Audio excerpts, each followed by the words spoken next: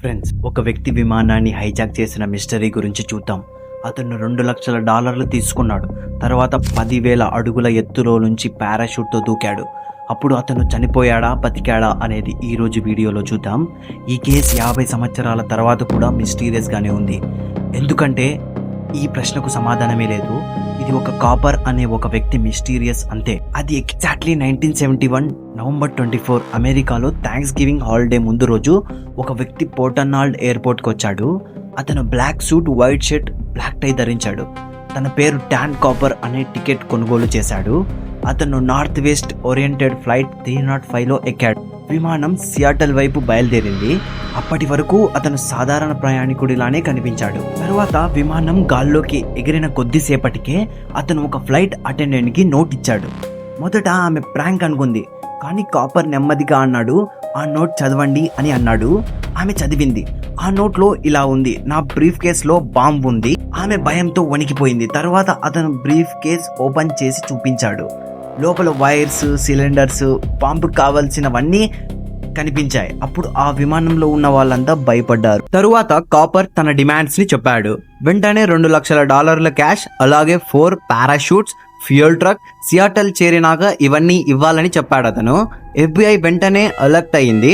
విమానం సియాటల్ ఎయిర్పోర్ట్లో ల్యాండ్ అవ్వగానే అథారిటీస్ అతను అడిగినవన్నీ సిద్ధం చేశారు. ఇక డబ్బు, పారాషూట్స్ అందుకున్న తర్వాత కాపర్ ప్యాసింజర్స్ ని విడుదల చేశాడు. ఇప్పుడు విమానంలో ఉన్నది copper, pilot, co pilot, flight engineer మాత్రమే. అలాగే ఒక అటెండెంట్ కూడా ఉంది. ఇప్పుడు ట్విస్ట్ ఏంటంటే కాపర్ దిగలేదు ఫ్లైట్ నుండి. అలాగే ఫ్లైట్ కి అతను కొత్త ఇన్స్ట్రక్షన్స్ ఇచ్చాడు. అది ఏమంటే ఫ్లైట్ మెక్సికో సిటీ వైపు వెళ్ళు అని చెప్పాడు.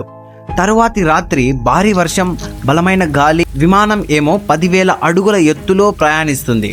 అప్పుడు కాపర్ వెంటనే కాక్పిట్ డోర్ మూసేసి వెనక డోర్ ఓపెన్ చేసి డబ్బు బ్యాగ్ తనకు కట్టుకొని పారాషూట్ వేసుకుని తర్వాత అతను 10,000 అడుగుల ఎత్తులో నుంచి దూకేశాడు. ఇక పైలట్ వెంటనే FBIకి, ఆర్మీకి, అలాగే పోలీసులకి కూడా చెప్పాడు.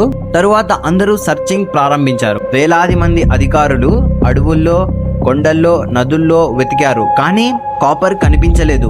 అతను వేసుకున్న పారాషూట్ కానీ అతని బాడీ కానీ ఏమీ కనిపించలేదు. తరువాత 1980లో ఒక 8 ఏళ్ల బాలుడు కొలంబియా రివర్ దగ్గర ఆడుకుంటున్నాడు. అక్కడ పాత డబ్బు బండిల్స్ దొరికాయి. ఆ డబ్బు సీరియల్ నంబర్స్ FBI రికార్డ్స్ తో మ్యాచ్ అయ్యాయి. అవి కాపర్ హైజాకింగ్ కేసులో ఇచ్చిన డబ్బే. కానీ మిగిలిన డబ్బు ఏమైంది, కాపర్ ఎక్కడా అనే ఈ విషయాలు ఇంకా మిస్టీరియస్ గానే ఉన్నాయి. తరువాత ఈ కేసు గురించి దశాబ్దాలుగా FBI వందల మంది సస్పెక్ట్స్ ని పరిశీలించింది.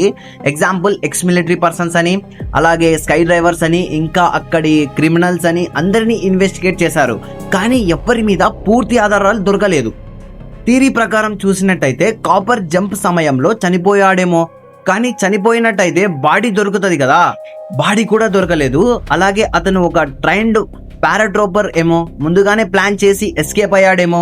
ఇలా చాలా ఉన్నాయి, కానీ ఇవన్నీ థియరీస్ మాత్రమే. ఫైనలీ ఎండింగ్, ఇప్పటికీ కాపర్ ఎవరో తెలియదు. అతను బతికాడా, చనిపోయాడా, డబ్బు ఎక్కడికి పోయింది, ఇలా ఎన్నో ప్రశ్నలు ఉన్నాయి.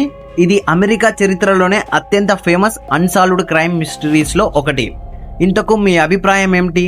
కాపర్ బ్రతికుంటాడా, చనిపోయి ఉంటాడా, లేక ఆ రాత్రి ఏం జరిగింటుంది? మీ ఒపీనియన్ కామెంట్లో చెప్పండి. మరిన్ని క్రైమ్ మిస్టరీస్ కోసం ఛానల్ని సబ్స్క్రైబ్ చేసుకొని పెట్టుకోండి.